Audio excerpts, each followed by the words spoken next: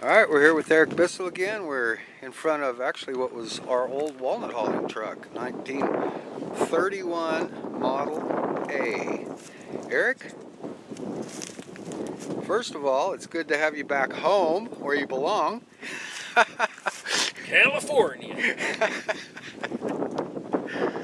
So let's talk about, you got a Psalms 31 there. Let's talk about that a little bit. And I want to also mention that we're going to do a video also about the new thing that he's got going with the Et Sefer and Dr. Stephen Pigeon. We were talking to Eric a little bit earlier about that and what the lexicon's going to look like, and this is going to be awesome, folks. So stay tuned for more on that.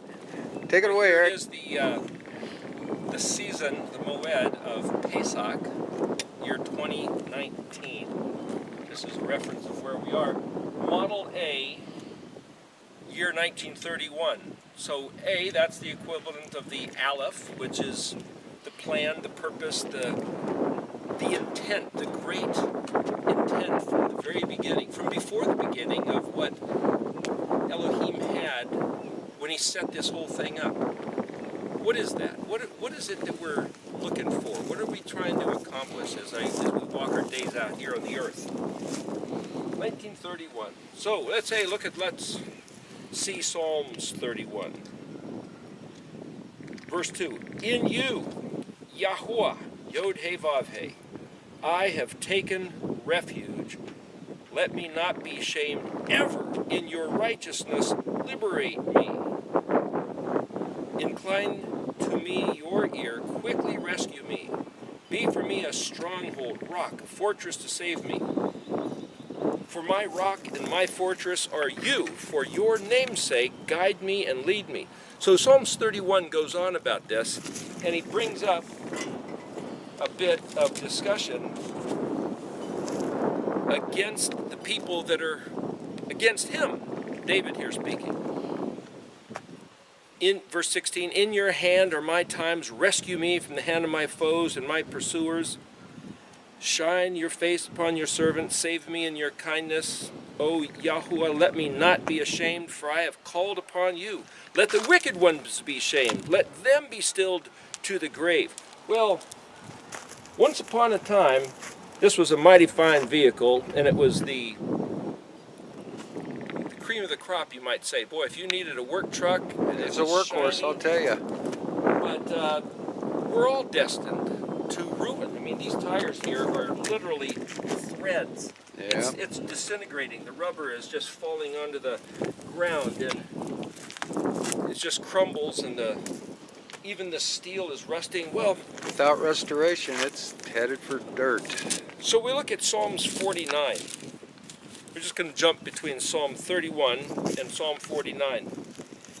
In verse 4, this is by the sons of Korah. It says, my mouth will speak wisdom. The meditations of my heart are insightful. I will incline my ear to the parable. With a harp I will solve my riddle. 4 times he gives us a concept in this psalm that he's going to tell us something very mysterious, that's perplexing, it's hidden, and that he's now going to play a song on his harp and make a comparison, a mishli, a riddle, somehow a parable, like a proverb, where he explains a great mystery. And as he goes on, it's hard to see what he's saying that's so mysterious, but the substance of the text here is, he says, don't be afraid. Well, the same word afraid is also where we get reverence or honor. So when he says, don't be afraid of wealthy people, he might saying, don't look at them with such awe and reverence, like they're so great and wonderful that they've done something, even though they have a company with their own name on it and say, boy, this is going to endure for decades, hundreds of years. My name will be renowned. Or you name cities and mountains after you, or you great houses. That's what he was talking about here in Psalms 49. It says, though the people with great significant wealth and have taken advantage of opportunity, or maybe what family they've been born into, and they have some great invention, like inventing an automobile or some rocket ship. Is that an accomplishment for mankind? When you get to verse 14, it seems to me that's the key to this whole psalm. Verse 15, actually. Like sheep, they are destined for the lower world. Death shall consume. He says basically every human is going to die, fall into the ground, and disintegrate, like this vehicle is doing. But it says here, the upright shall dominate them at daybreak. Another verse says, the upright shall rule over them in the morning. I heard a certain minister give this chapter, Psalms 49, as his whole sermon, and he missed that line.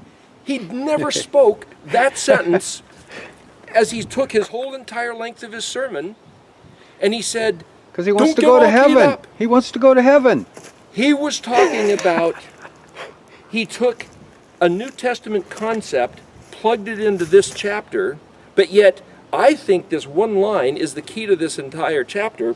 The upright shall dominate them at daybreak.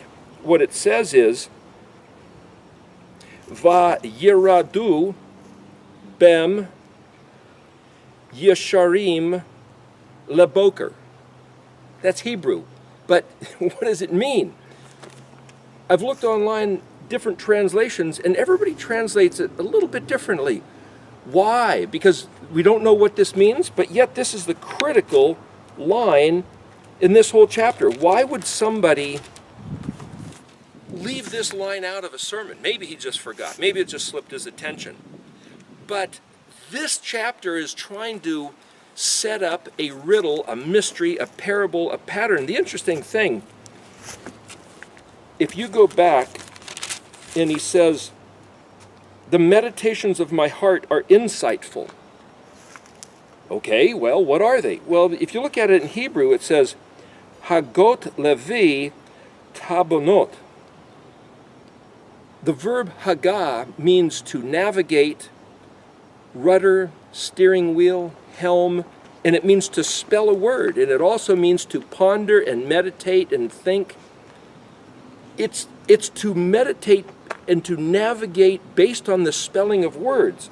And then this word lavi, well, that's my heart, and then it says tabanot. Well, the word tabanit is the word for pattern, such as in Exodus, where he says to Yahuwah says to Moshe, make everything regarding the Mishkan according to the pattern that I showed you. So the Mishkan pattern, what we keep talking about, is the structure, the organization of the letters of the alphabet. So I believe what he's saying here in Psalms 49, that the meditations of my heart are insightful. If we meditate on the spelling of words based on the Mishkan pattern of the Aleph Bet, that's where the wisdom is. That's where the great insight is. And this author had no reference here of the New Testament gospel. Mm-hmm. So what's he talking about? Something that's found in the language. And what he ends up saying is, it says here in this translation, verse 19, though he may bless himself in his lifetimes, others will praise you if you improve yourself. I don't know if that's really the best translation. Other translations will say it differently. And then verse 20, it shall come to the generation of its fathers unto eternity, they shall see no light. Man is glorious, verse 21, but if he understands not, he is likened to the silenced animals. What does that mean? Again, you can't necessarily trust even the English translation of the stones Tanakh. The Hebrew on one side, the English on the other. You got to look at the Hebrew words. This was meant to accomplish a task. It lived its life, and now you can't even get this thing on the road. You'd have to spend a fortune to put this back on the road and make it just be able to pull some walnuts out of the field onto the manufacturing location. I mean, just to do this simple job, it would take so much money, it's not worth it. I believe what this psalm is saying is that the Aleph for man, the original plan for man, this word is ikur, yod kuf resh, is that it would be, that word means costly, precious, dear, of great honor, that right now we're kind of missing, to be increased in value. But if man doesn't understand his purpose, his potential of why we're on this earth for a little bit of time, 30 years, 50 years, 100 years, if you miss understanding, though you have wealth and houses and things named after yourself, you're going to rot in the ground. Where's the riddle? This verse 14. The upright shall dominate them at daybreak. The word dominate is yirad. That word yirad is where we get the word road and where we get the word Lord. It means to walk on. Like this car is designed to run on the road. How do you make a road? You cut things down, you pound on it, you dump gravel, you stomp it, you flatten it, you tread upon it, and then you continue to tread. That's what a road is. And the reason it's called a road in English is because of this word here. The reason why you call Lord the dominant one, the one who overrules and subjugates and suppresses, it's all the same word. To lord over, to dominate, to rule, to tread upon is yirad in Hebrew, yod resh dalet. The upright will walk on them at daybreak, but the word daybreak is boker. The word boker is morning or daybreak, but it also is a picture of a plow cutting into the earth, opening up the earth, erupting onto both sides, and making a valley, a rut, a furrow. This is saying, in this present life, you have some that are wealthy, some that are rich, and some that are powerful, and some that are influential, and some that are, what he says, foolish, uneducated, and we're all going to die into the ground. But those who are upright. Now, why didn't he say those who believe in the Messiah? Why didn't he say those who figure out how to read Hebrew, those who figure out how to keep the covenant, those who don't eat the wrong thing, those who are, there could be a whole list, those who keep the commandment? He didn't say that. He said the upright. The word upright is actually yashar, yod shin resh. The word Israel is yashar, yod shin resh, el. The word yashar is similar to ashar, aleph shin resh, and it means straight, to authenticate, to validate, to confirm, to walk straight. It also means praiseworthy, it also means happy, it also means blessed. And some of the Psalms start off with Ashri, Ashri. In fact, Psalms 119, the first word is Ashri. I believe it's Psalms 1. Praiseworthy is the man, Asheri. Asher means that which is fit, suitable, proper, right, authentic. And what it means here when he says, others will praise you if you improve yourself, in verse 19, I think what he's saying here is that the only good thing a man can accomplish in this life is understanding his purpose. If he's going to bless himself somehow, it's understanding what it means to be upright and conducting himself in that uprightness. And the one that does, when the ground is ripped open after we have all gone into it and died and been buried, and some their bodies will simply rot and they'll never see the light of another day, but the upright, the ground is going to be opened up, they will come back out of it, and they'll be walking over the disintegrated corpses of those who didn't understand. Now the question is, well, how do you do what's upright? This isn't necessarily about belief. It's a matter of understanding. The word understand is bean, bet yod nun. Like put your beanie on, thinking cap, beanie, it's the same exact word. It means to consider this compared to that. It's translated typically as the word between. So the same word, here's the fifth time that he talks. There's the word for mystery and riddle and that which is hidden, and mishle, the parable, chakma, the understanding.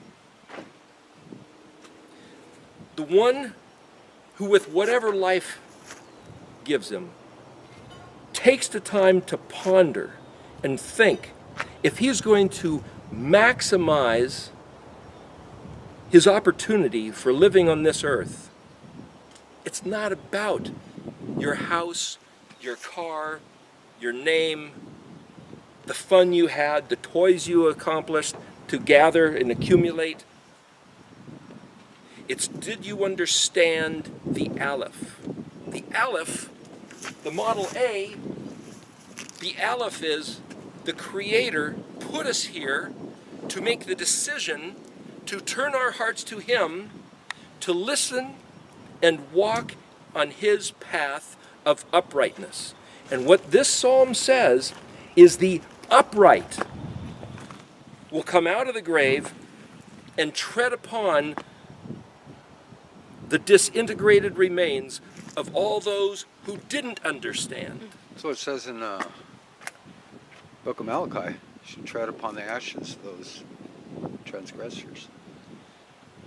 The dilemma with this is, yeah, but how do you be upright? So the New Testament concept is none of us are righteous, none of us are upright, and we only have merit of uprightness if we believe in the death of the Savior. The thing is, it doesn't say that here. This says something about improving yourself, about being upright. There's other verses where Yahuwah said, there's one verse comes to mind, he says, by this will the sins of Jacob be atoned for when altars to Baal and Ashtoreth poles arise no more. Quit doing evil. Quit the idolatry. Listen.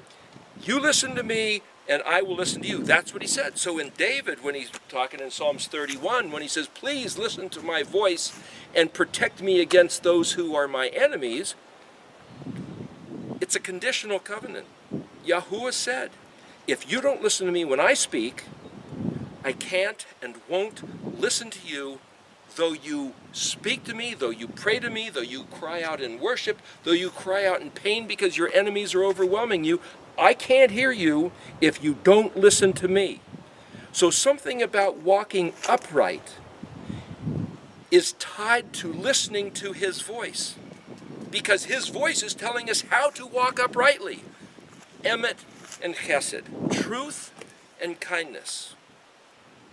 Mishpat, balanced scales. Do what you say. Fair deal with one another as we conduct our commercial affairs and our engagements with each other. And zadikah, righteousness. Giving to others. Goodness. Truth, kindness, goodness, righteousness. That's what it means to walk uprightly, regardless of what you believe. And I'm not going to say that whoever does this, who doesn't do that's going to burn in hell. I'm not even going to say those words. I'm telling you what he said. We're all going to get to the point where we're useless. We're all going to get to the point where they dig a hole and bury us. But the ones who walk uprightly, according to his voice, the ground is going to open up. And this is the interesting thing, that it's one of the very few places in the entire Old Testament that it's a clear indication of the belief in a resurrection. And there's one other really interesting thing about this.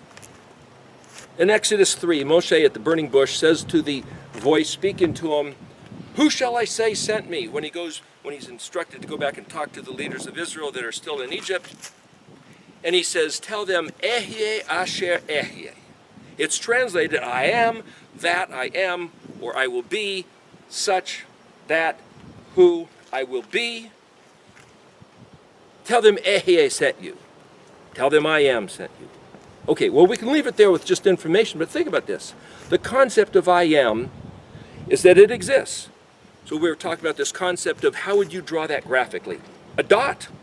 It's either there or it's not there, like faith, the size of a grain of a mustard seed, like a poppy seed, one little dot. It's either there or it's not there. So to exist is to be.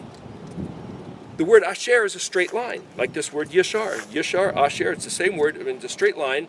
Ehyeh is another dot. So to draw a dot, a straight line, and a dot is kind of this graphic picture of I am, that I am. And here he says, those who exist, you humans, you have a life, you exist. That's like the dot. Yashar, there's the straight line. And when the ground gets broken up, you will exist again.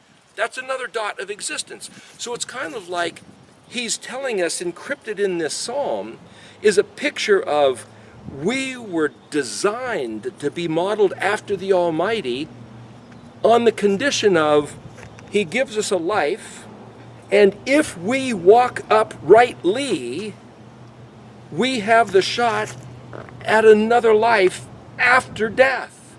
And that's as much a fact as his name is Asher, or Ehyeh, Asher Ehyeh. Does it mean I am that I am? That's one way to see it. There's a whole other way to read that. Aleph, Hey, Yod, Hey, Ehyeh. Aleph, the one who thought of the plan. Hey, manifested as or evidenced as. Yod, the creation expresses. So to read that backwards, Hey, Yod, Hey, Aleph means that you can look at what creation seems to say and realize that it's a manifestation of what his plan was. So he who made the plan and established it to exist sustains himself, you might say, by the character of his own uprightness. He claims to be the Elohim whose pure truth, pure light, pure life, pure righteousness, pure justice. In fact, he says, Mishpat and Zadokah are the foundations of his throne. Balanced scales and righteousness, justice and victory and salvation, that's the essence of his throne. And our uprightness is to conduct our behavior and our attitude according to that standard. And if we don't, it's because we don't understand. And those who don't understand and don't live their life accordingly, according to Psalms 49, will not see the resurrection. You could say, yeah, but what if they believed in the Messiah? Yeshua said, if you believed in me, you'd conduct yourself according to what Abraham did, who saw my day, and Abraham had this belief, but Abraham conducted his life according to the standard of truth and kindness and justice and righteousness. And if we don't do those things, we may not be as saved as we think we are, just because we think we believe in something that somebody told us that we have to have an attitude of hope. It's not the same thing as walking in righteousness. And I'm not saying we earn salvation by meriting by our own goodness, but we better be upright if we hope to see the resurrection. All right, brother. More to follow. Hag Sameach. Chag Sameach.